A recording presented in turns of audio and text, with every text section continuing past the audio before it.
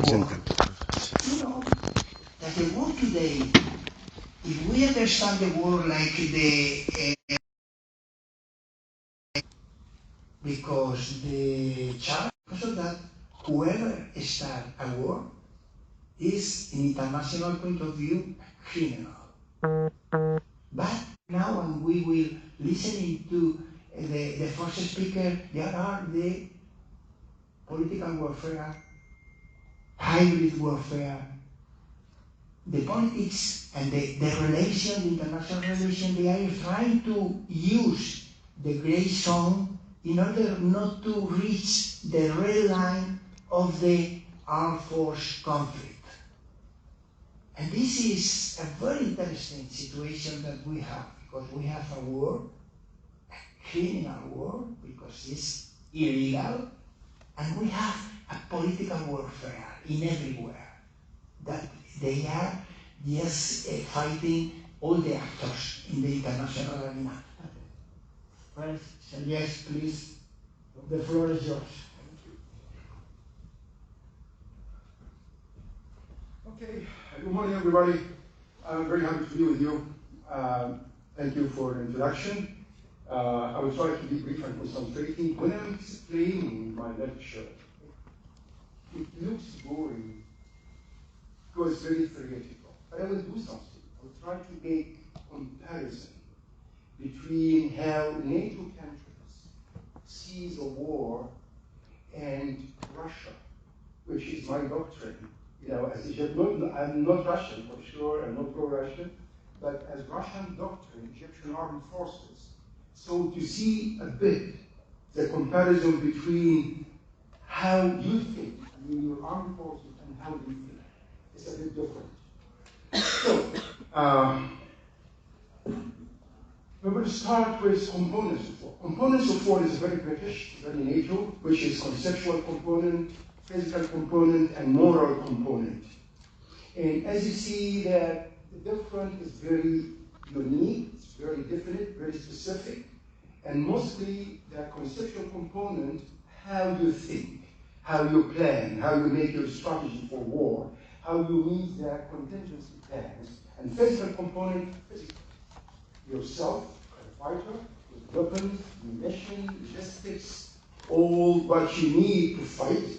And then morale, that how we are coherent together, thinking as one man, fighting for our country. We have a specific doctrine. In the Eastern doctrine, we think a bit different. We think in two dimensions. First one, the component of combined armed forces, which is fire, strike, fire with fire, any type of fire, strike with armors, and maneuver, how to use both together. And there is another way of evaluation, which we call it combat effectiveness. So we have combat competency, we have logistics, combat logistics, combat logistics, I'm sorry. We have also technical or technological proficiency, technological proficiency, like radio, communication systems, and so. And we have also morale. So morale is always unified in all doctrines, because without morale, you will be defeated. No other way. Okay? So this is first different, I can explain to you. Second one, now we go to generations of war. This is really very critical. A big difference between generations, types, shapes, methods, because people make mix among them. So William Lind, he said, William S. Lind, he's an American lieutenant colonel, he's retired, and he's really a very good thinker, I think. And he said that as the United States of America, we need 4 generations of war. So the first generation, which is well known to everybody during Napoleon, for example, and it was linear, you know, that one fire like this, line by line, to fight each other in contact. There is no long-range fire, for example, except some artillery that time, no maneuvers, all very military. But when you go to the second, which is second generation, and it has been made by my French colleague, this country war, during the First World War, it was aircrafts which can use the fire from long distance, artillery longer distance, and that was really destructive to the soldiers who are in lines. So they start to think about third generation of war. Third generation of war is to use the combined forces, not tanks alone, infantry alone, but all together maneuvers, attack 2 or 3 echelons together with detachments, with airborne, with special forces, and main force in the front, make maneuvers, send detachments, as I told you.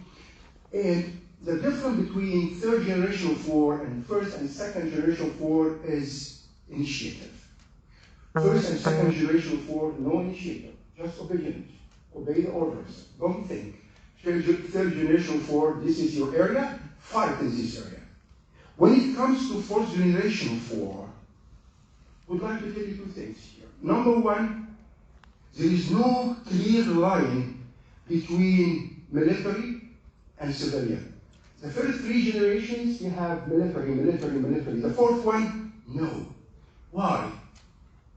It's something by nature of the human, that the human discovered, especially, let me tell you, the violence of the human. The violence of the human. It discovered that not always to use physical violence, but why not to use mental violence?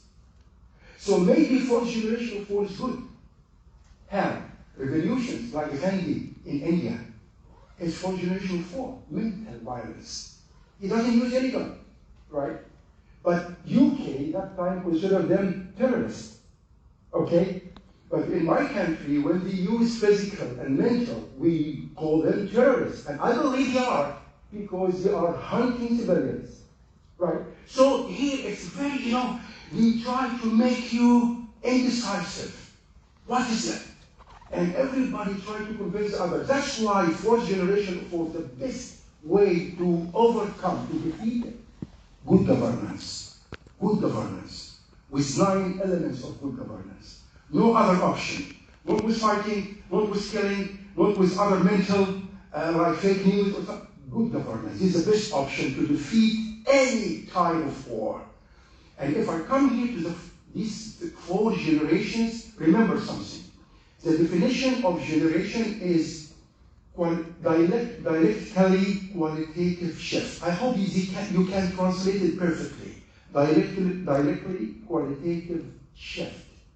That something we discuss, we argue, Mark and I, or Patrick and I, and we reach the point somehow, and with quality, with a way, with a shape, we shift it from a level to another. But don't tell me that weapon will change generation of war. No. I give an example. Nuclear weapon, it was coming with third generation of war, the end of Second World War, right?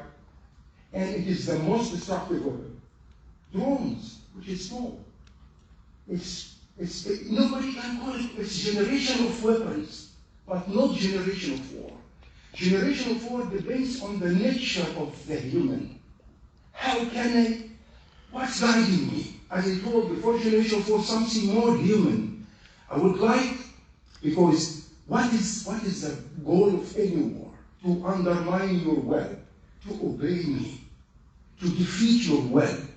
So that's why generations of war are moving, like, water in the stream, just to convince the enemy to be undermined, well, not your will. So don't mix between generation of war and of wars and generations of weapons. Be different.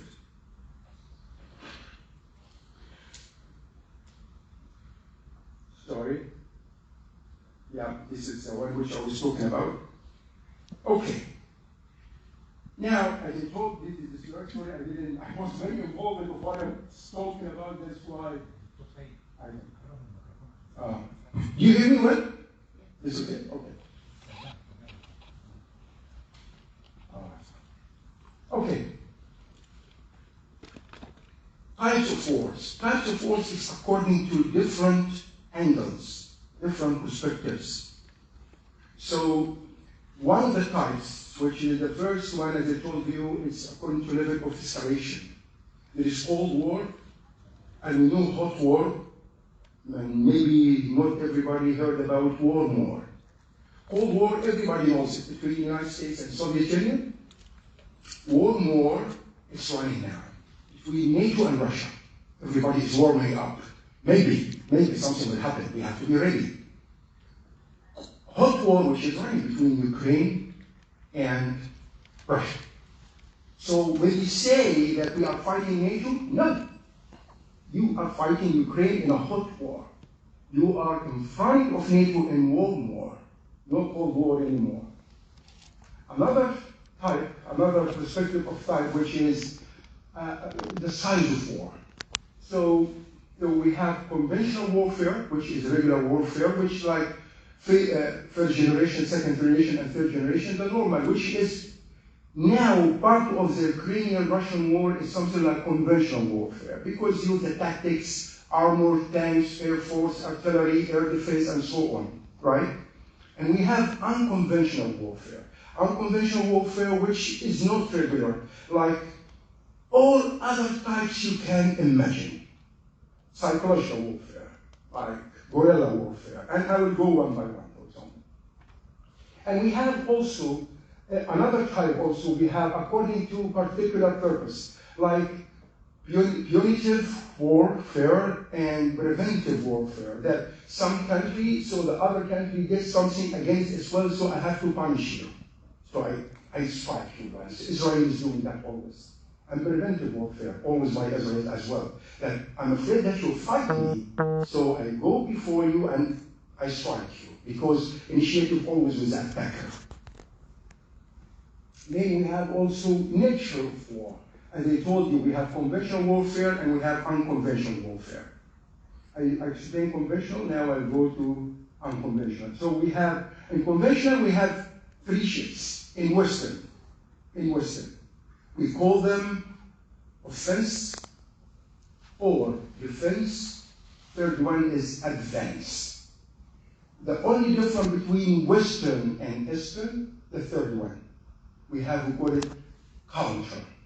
Both of them attacking or in advance, and they meet in a line and they have to fight each other. No one is attacking, no one is defending. So unconventional warfare is something, as I told you, it's not regular. It's not as a war which you use. And that's why the regular soldier is not always good in that. So you have to be ready with more technology, more way of thinking.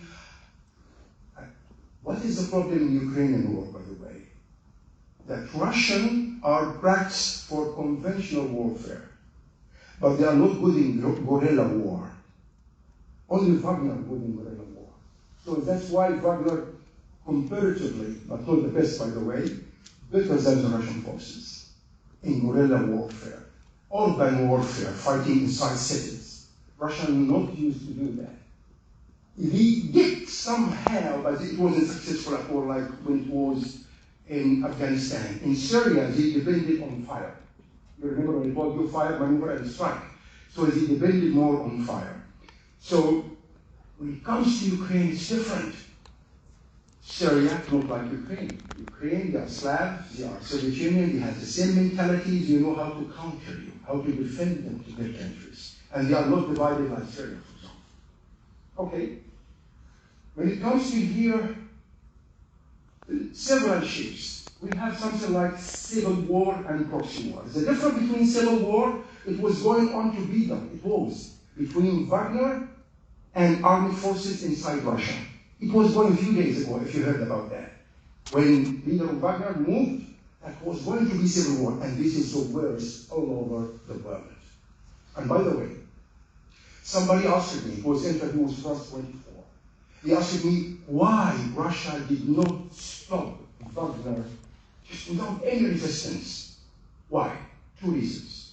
Number one, to avoid civil war. Number two, listen to this.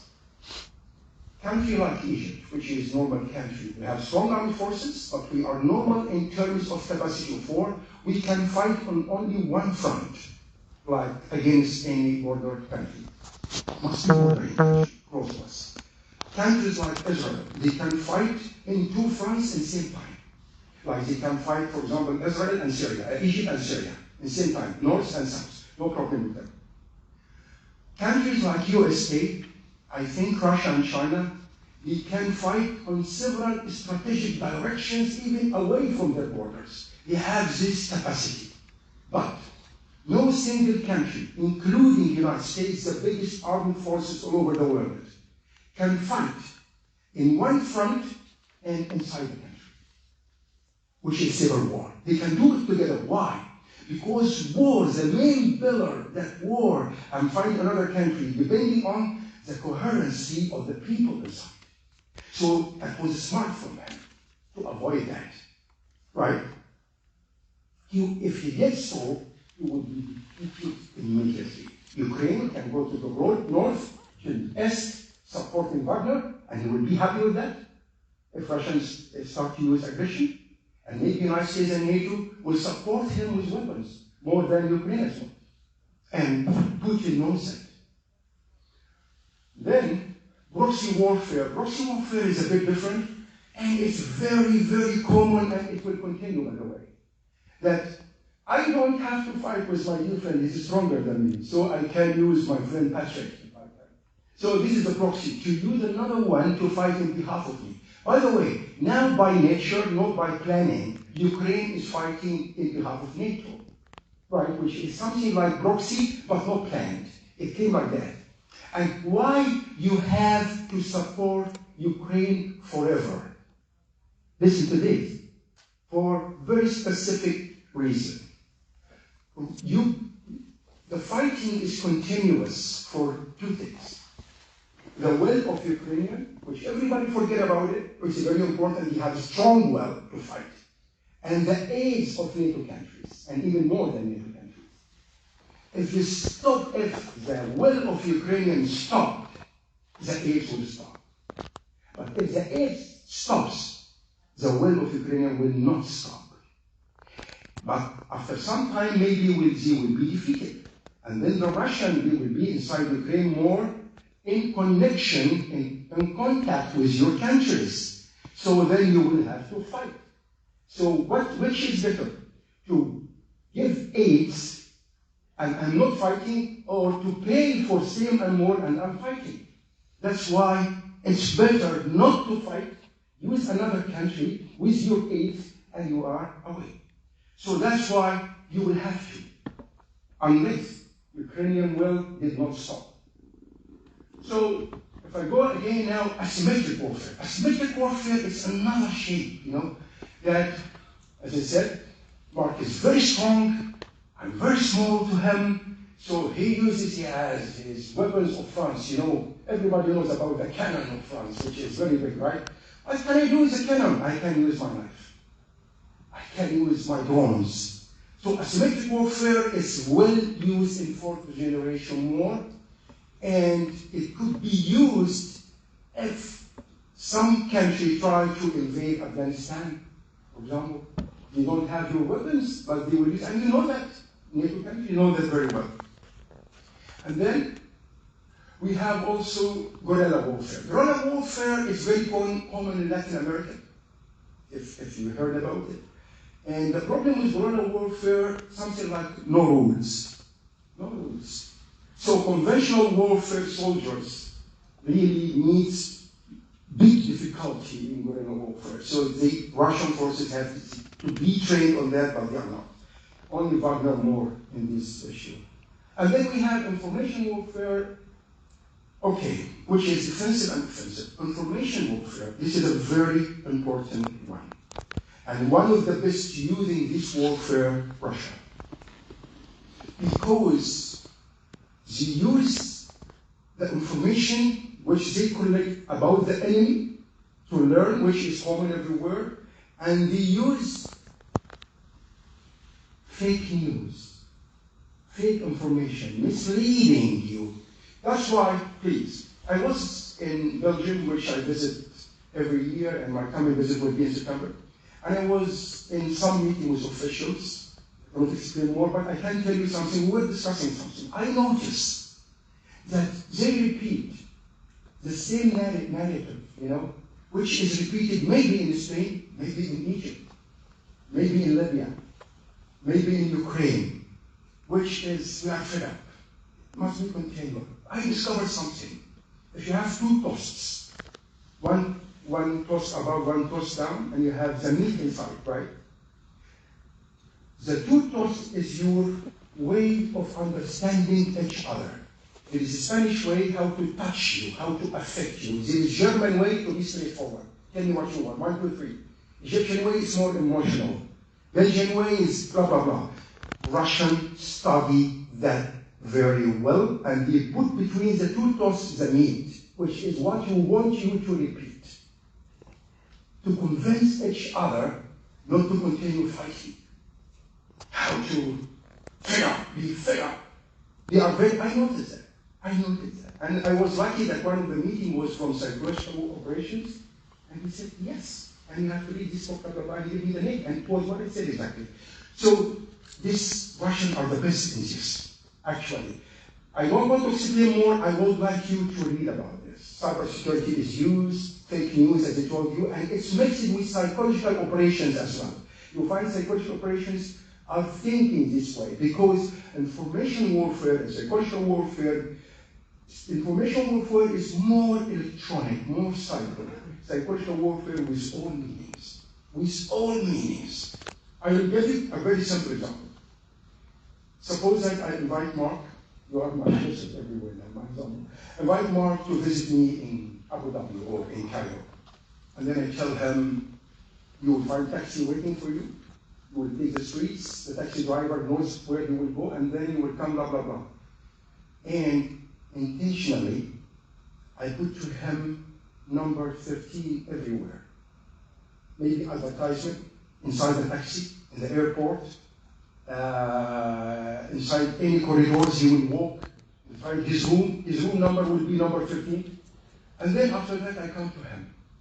I will give you 3 numbers, which number you will select? He will select 13 among them.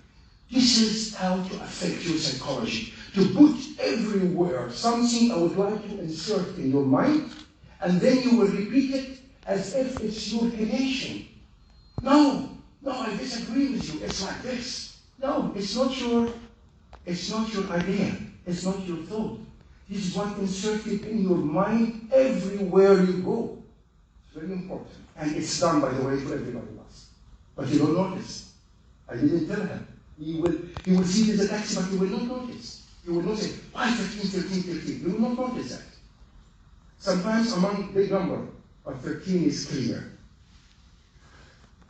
And then we have hybrid warfare. Hybrid warfare.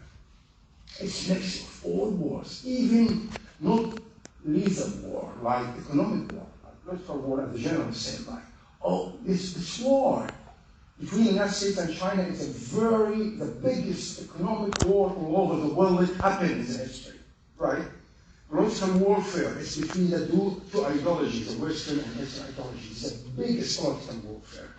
So, we use information warfare, psychological warfare, we use guerrilla warfare, asymmetric, proxy, so all together.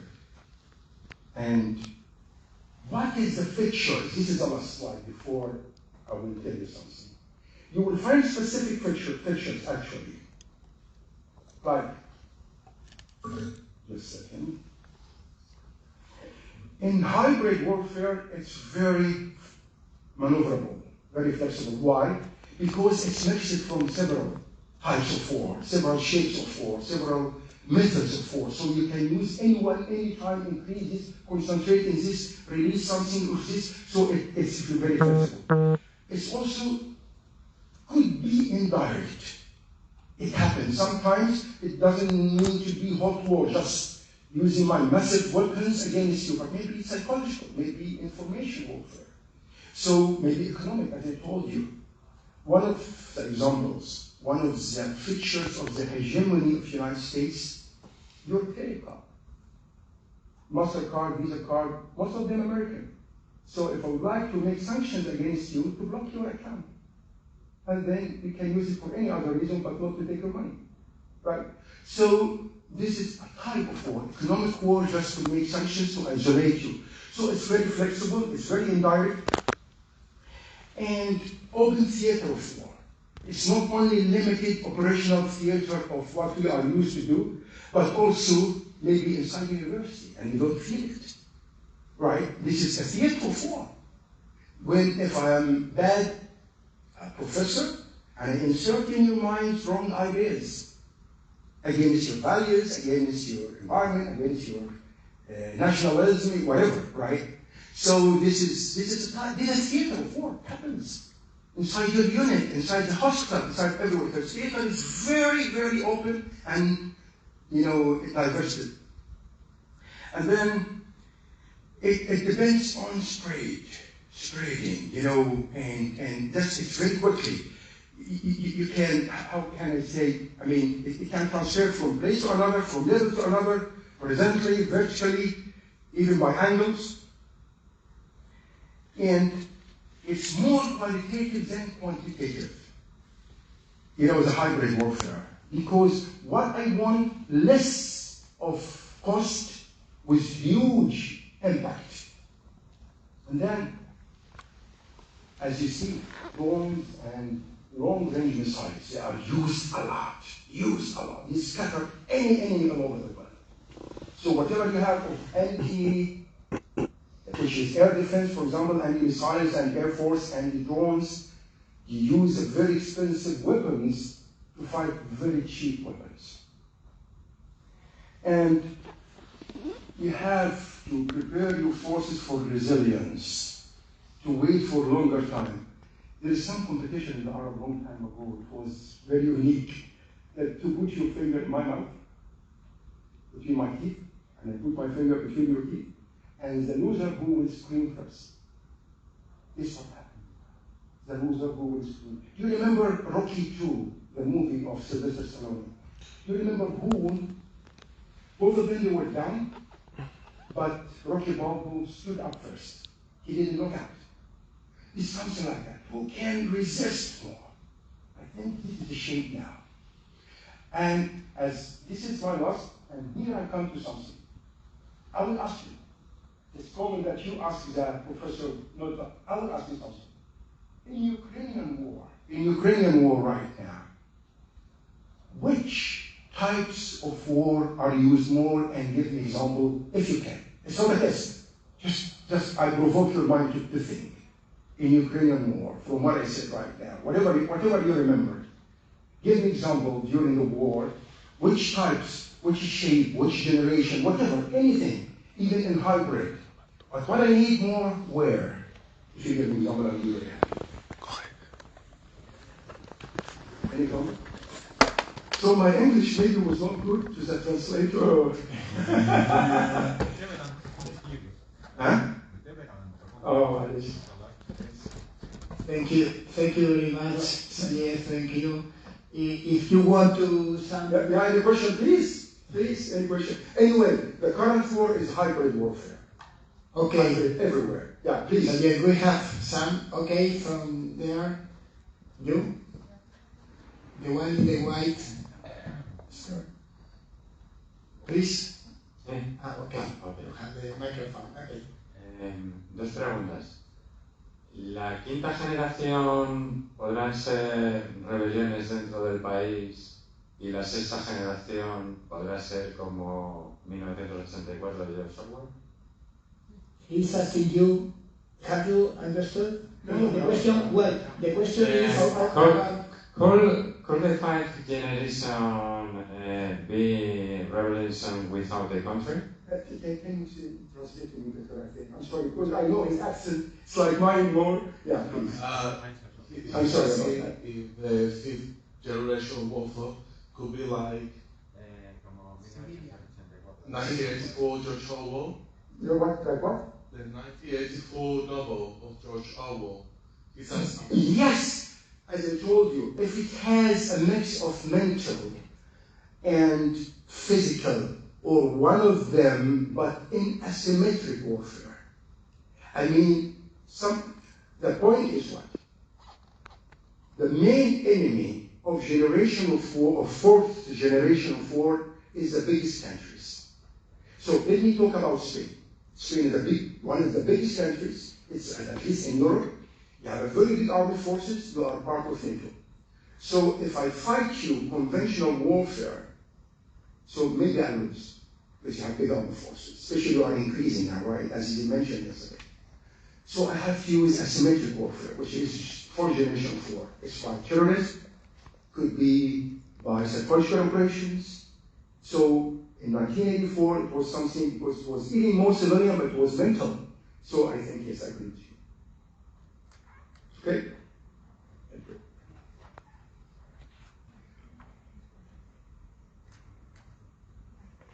Hola, buenos días. Yo tengo dos preguntas y una pequeña reflexión sobre lo que ha dicho último de la generación de la guerra. ¿Qué tipo de generación está ahora en Ucrania? Mi primera pregunta es sobre el grupo Wagner.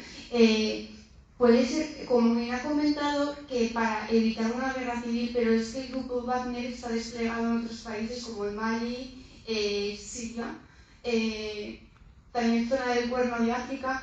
Puede ser también por lo que se ha frenado para que no haya una rebelión también en esos países. So she's asking two questions. The first one was regarding whether Ukraine is experiencing the fourth generation of warfare, and the second one is related to the Wagner Group. She's referring that the Wagner Group has been attacking Mali, the Horn of Africa, and many other places, and she's asking if that rhetoric is the sense that the Wagner Group is in these countries in order to alleviate the possibility of a civil war in Russia. Good. Very good questions. First of all, I don't think Ukraine is just using fourth generation warfare. They use hybrid warfare. And that's why Russia suffered somehow. Even Russia is using hybrid warfare, which is mixed. Hybrid, you don't know the word hybrid, it's mixed. Like your car, it is hybrid, gas and gasoline, for example. So the mix, so they use a mix more, if we talk about Wagner. They are not attacking Mali or Central Africa or Burkina Faso or Libya or Syria. No. They are a company which is army security company who can secure places for trained forces to fight, like Blackwater, the American one. But they do something more with mercenaries, that they can fight for you.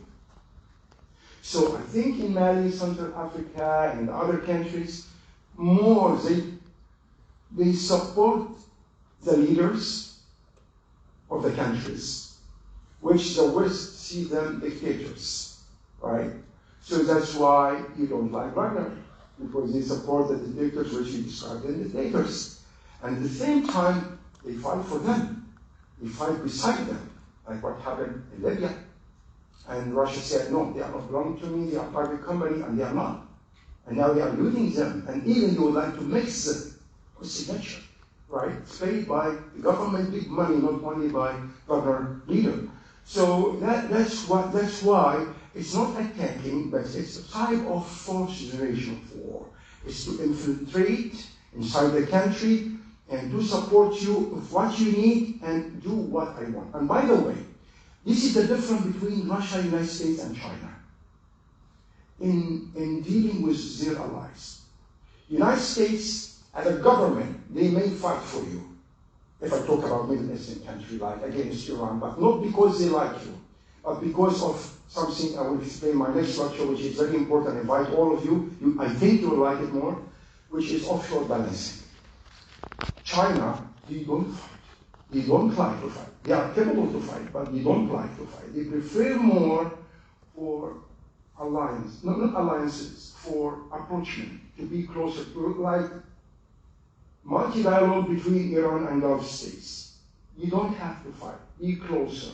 Let's be together, because they don't like to fight, and also they are not expert, to fight inside other countries. But Russians, they are very good in something. They can fight, and they can manage the competition between enemies. Like in Sochi, you will find Syria, Turkey, Israel, and Iran. They are competing each other.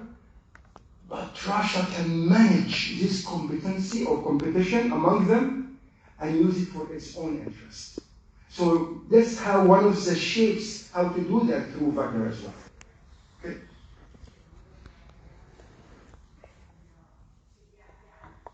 Otra pregunta, cuando ha comentado la ponencia, ha marcado y ha resaltado que la diferencia entre los europeos tenemos un concepto diferente de guerra a lo que tienen los rusos. ¿Puede ser un antecedente histórico de... a ver, ¿cómo lo digo? En plan, un contexto histórico de la antigua URSS y ese fervor por la patria, ¿qué es lo que diferencia el concepto de guerra que tenemos los europeos con el que tienen los rusos? She's asking which is the difference between the Europeans' concept of war and the Russian concept of war, and she's asking if it maybe has an historical background referring to the Soviet Union when it comes to the Russian perception of war. I will tell you my opinion, and I will not tell you what's in the book, right? I would like to say my opinion. I think there is a difference between European concept of war and Russian, and the current one especially. The concept of war of Europe is based on the result of Second World War, which is stop fighting. And to be honest, I learned it from Mark. Stop fighting. Let's be together. Let's to find somehow to convert from enemies to allies. Black to white or white to black.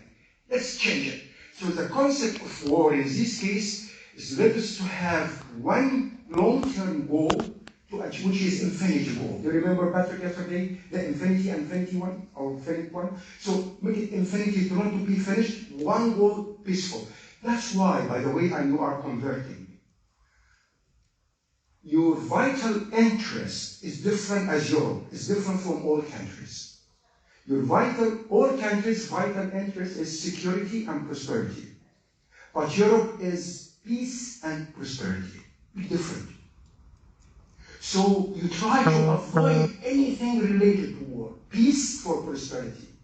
But any other country, United States, Germany, Egypt, even Germany, or even you as a country alone, not as European Union, security and prosperity. UK, Egypt, France, any country, separately, prosperity is security and prosperity. But Europe, peace, and now Europe starts to think for not peace and prosperity, but security and prosperity. This is because of Putin only. So your doctrine of war is more defensive. To defend our long-term goal. Logic, huh? Russian? No. Different. They always feel scared of you. Forget about who's right, who's wrong. It's not the story. Please forget that you are European. So it's something like, I'm afraid of you. Because they suffered from fighting and sometimes attacking from others around them. So they are always scared. And this has been used by the leaders to make the doctrine more offensive. That's why, which also I learned from Mark, to be honest, that the main pillars of Putin, of the strength of the country, is two things. Number one, how much land I have. Number two, how much resources I have. Not how much human power effective to the country, like Japan, like any country use people more than resources, right? So that's why to have bigger land and bigger resources, I have to invade. This is, I think, the difference, according to my opinion. I remember always what he said. See? I'm good student. I would like to ask if you think that the fourth generation, the asymmetric warfare, is more effective than the conventional. So the bigger countries, especially of the NATO, should dedicate more efforts for preparing for this asymmetric warfare rather than the conventional. I'm sure that they are doing an effort of preparing the soldiers and all the members of the country, but concentrate their efforts in the asymmetric and the new forms rather than the conventional ones? Thank you. I like this question also. Why? Although, what I mentioned before, that the best way to fight generation warfare is, including asymmetric warfare, is good governance. So if I talk about the first part first, I say what? Keep on staying on good governance, even enhance good governance.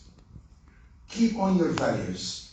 This is the best immunity against any type of war, including asymmetric warfare, including mental warfare, including physical violence, as I mentioned, right?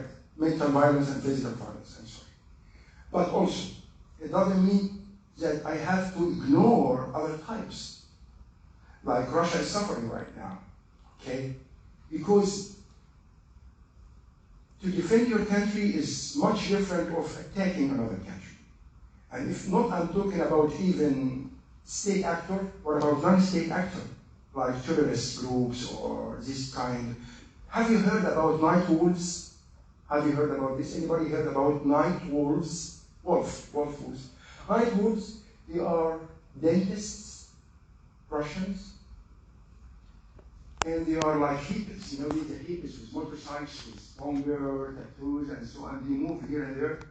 It's a type of generation for generation asymmetric. And they move for cool side, and they were very workable in Estonia, in Poland, in Baltic countries, in Georgia, I remember. And that's why they forbid them to get inside the country. Even in Serbia, he didn't like them. Even he was a very good loyal to Putin, right? Because so you have to be ready. Not only that, even asymmetric warfare with physical violence, you have to train your soldiers, your forces, to be ready for that. This is very important.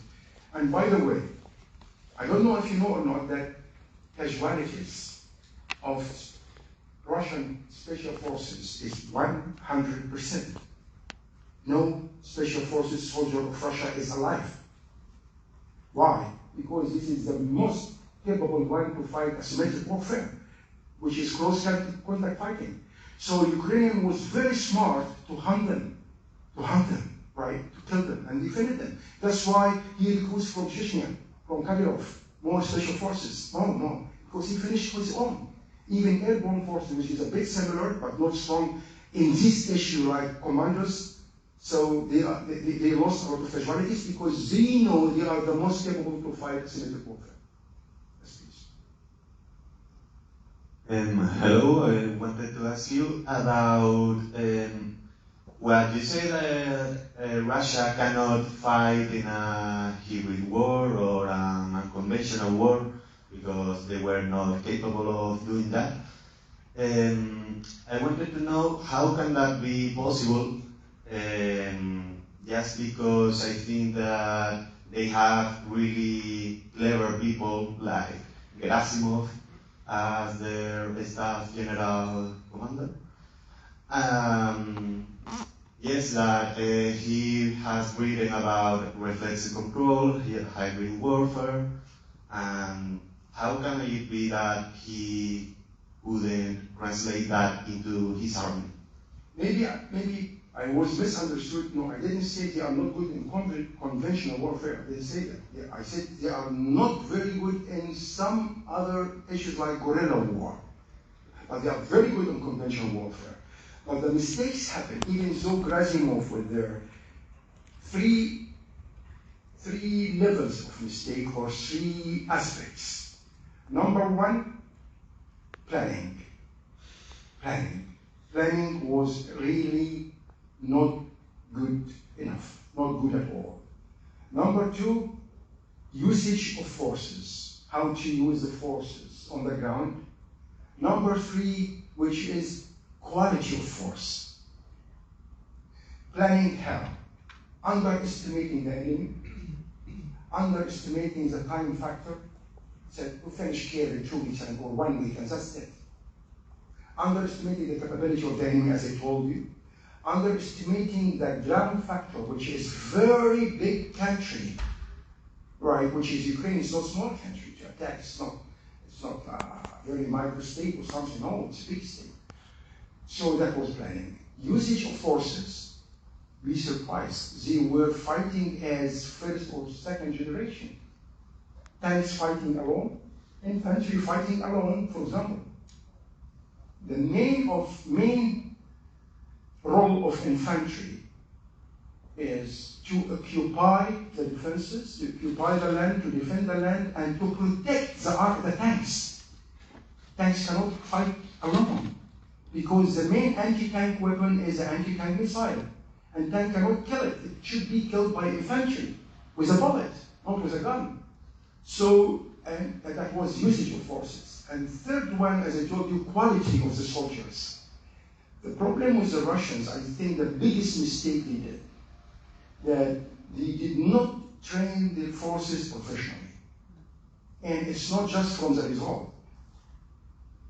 Officers from all over the world, especially who have good relations like Egypt, like any other country, who send officers to Russia to train, ask them. They are not professional in training. They are a big country, but in training, they are not taking training seriously.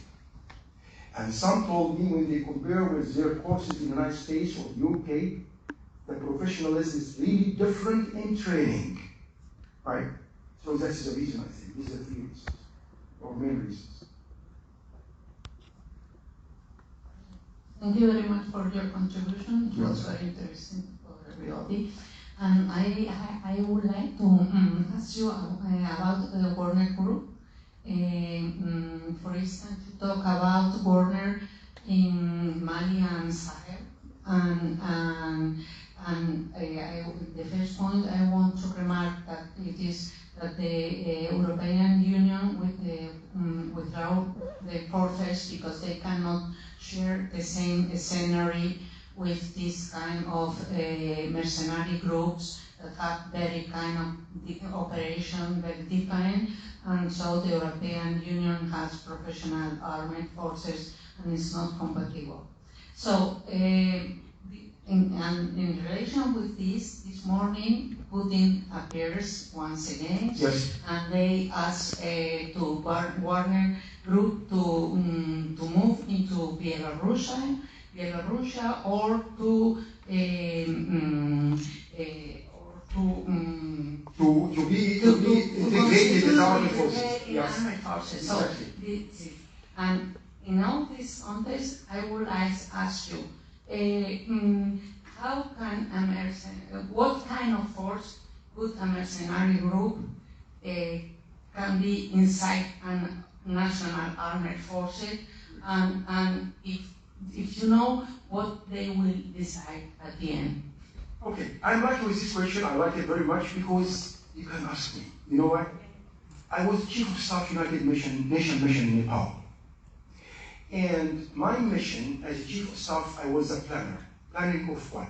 Something we call it DDR. Disarmament, demobilization, reintegration. In Nepal, it was fighting between governmental forces and Maoists. Maoists were something like militants. So if I compare Maoists with Wagner, governmental forces with Russian armed forces, so I can explain to you, okay? We found that disarmament was okay, easy. Demobilization is fine, reintegration. Economic reintegration was okay. How to make big companies, combine among all of them. You work in this company, I work in this company. Your leader is governmental, my leader is Maoist, that's fine. Social was okay. We can get money from each other because you are all Nepalese, for example. No problems. Political, it was not needed because everyone has his own party. So, but we are mixed in one country, so we have to have the honorable competition. Should be the goal. Come to the military. Impossible. I agree with you. Impossible. Okay, how? Let me now make another comparison. NATO countries. Look at yourself. You can fight together, French besides Spanish, in one sector against the enemy, which is Russia in this case, right? But how? Because two facts. Still two facts. It's very difficult to be mixed in one unit if immediately after Second World War. Now it could be. Why? After the war or during the war, it's impossible between enemies. After a long time, if you are a democratic society, so mentalities by generations will be changed. Like, if I ask Mark maybe, and if you are a little bit younger, 3-5 years younger, and if I ask you to work in Spanish Armed Forces, say, why not? If I'm eligible, then I can do. I can fight for Spain because we have the same values. It disregard religion, even though same religion maybe, or non-religious, disregard the social, the language, whatever. And by the way, it happens in France. How? In 1994, I worked with the 10e Battalion, in what you call it, Regiment Ranger, which is 2nd Battalion of Foreign Legion Forces, French one. They are mixed from all over the world. French, Moroccan, Canadian, Spanish, all over, but they all speak Spanish and they fight together. Right, but why? Because long time, those generations they did not attend. But don't tell me during the war or after the war, and you are not democratic society, you don't have the same values, and you fight together in one unit. That's why I agree with you. No, impossible.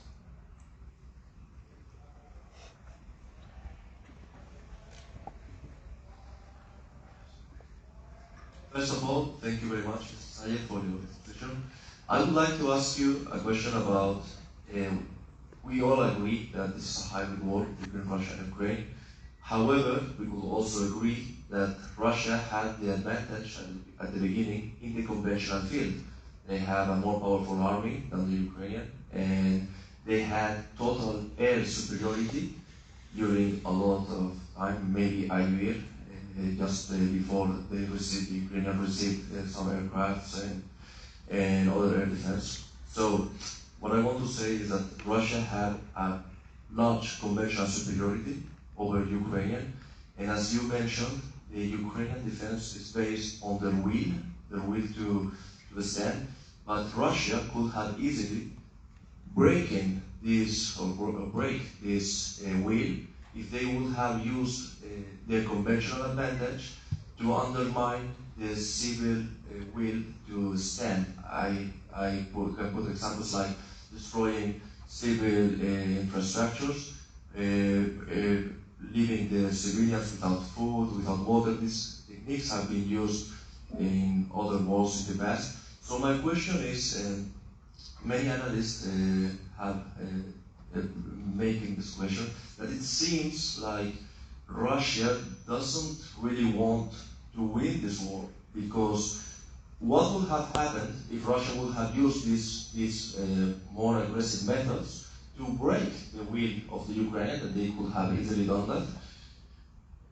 What would have happened more? I don't think that the NATO or the European Union would have engaged even more, because at the end of the day, Russia is a nuclear power. So why haven't Russia used their conventional superiority to break the will of the Ukrainians? Thank you.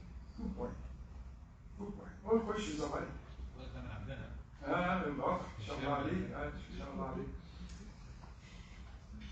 I will tell you something maybe surprise you. Okay. Before I answer you, I will tell you example. You are my president, and I am chief of armed forces, chief of staff armed forces, or responsible of all operations, right?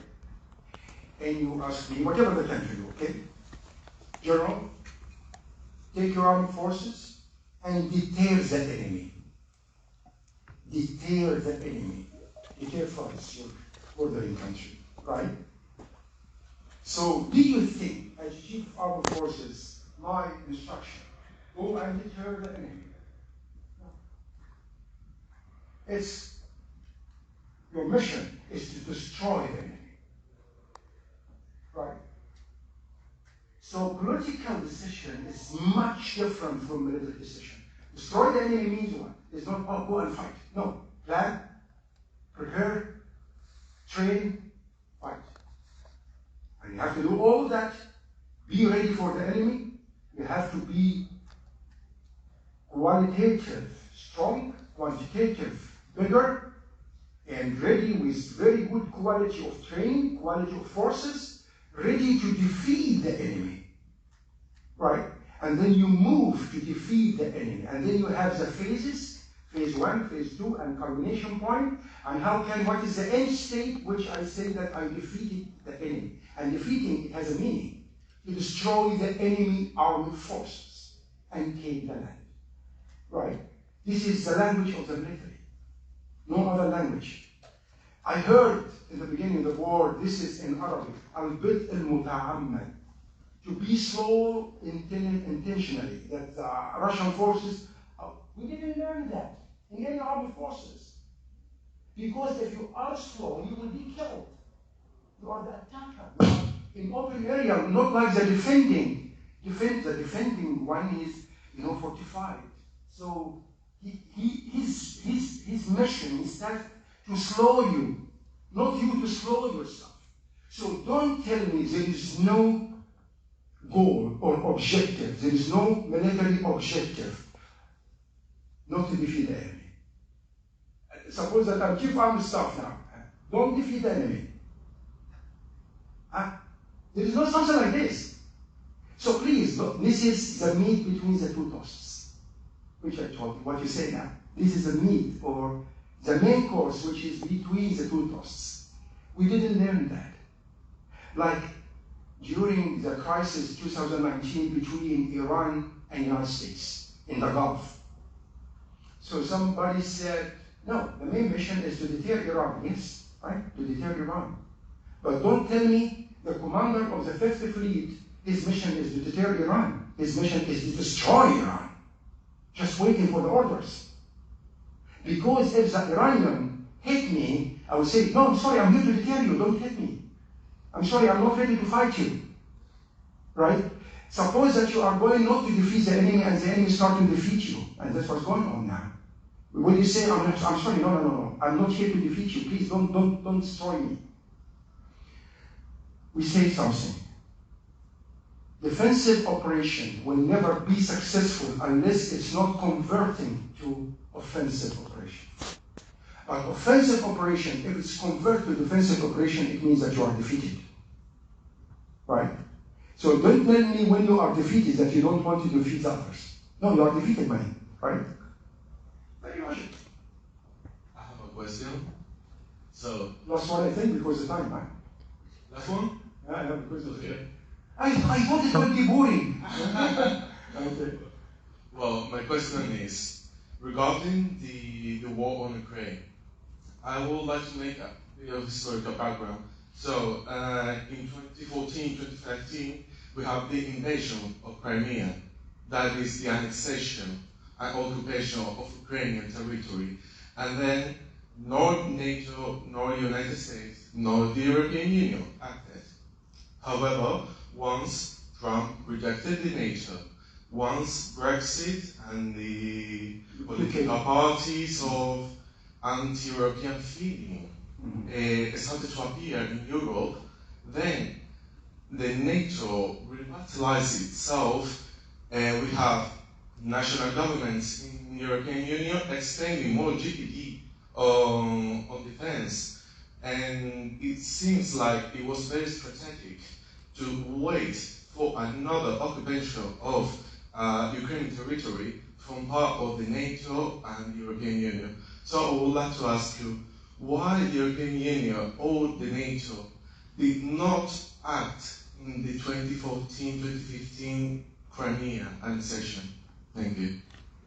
To be honest, I don't know. I don't know, really. I cannot answer this question perfectly. But what can I say that I think the relations between Russia and European Union was different. Between Russia and NATO was different. You know that Russia has an office inside NATO in Brussels, and we have also office in Moscow, right?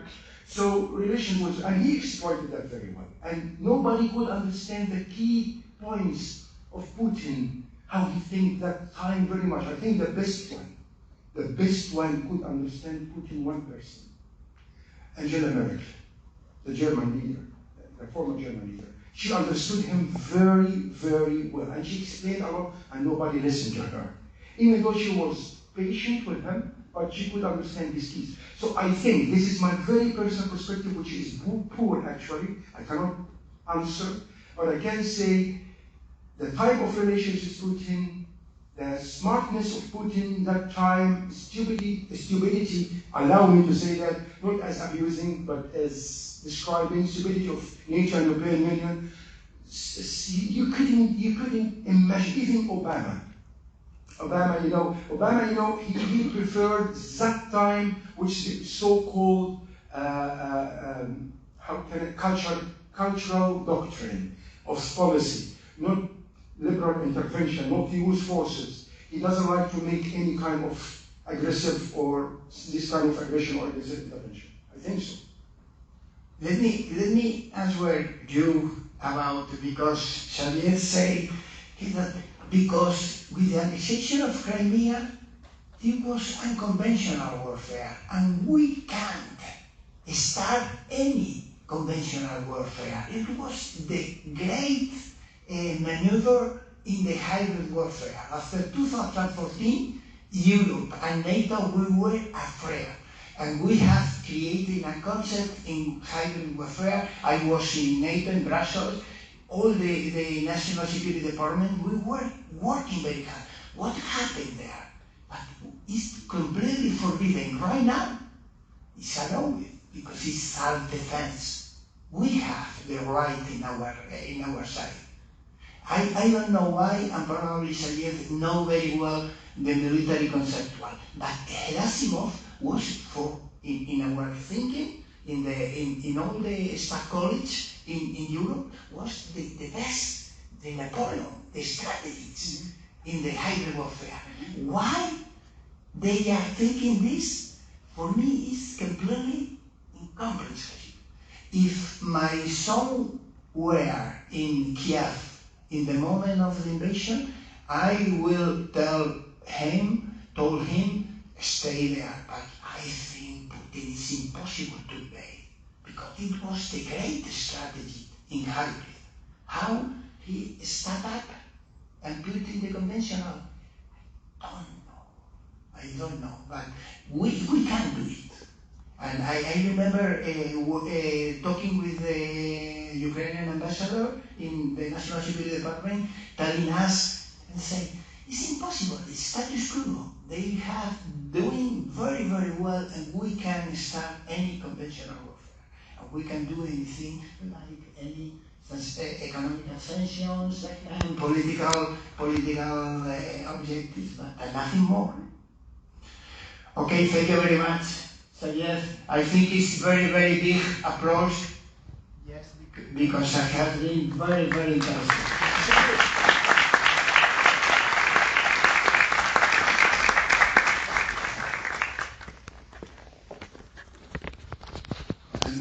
Right now we have the second speaker, Antonio Balibar, is professor.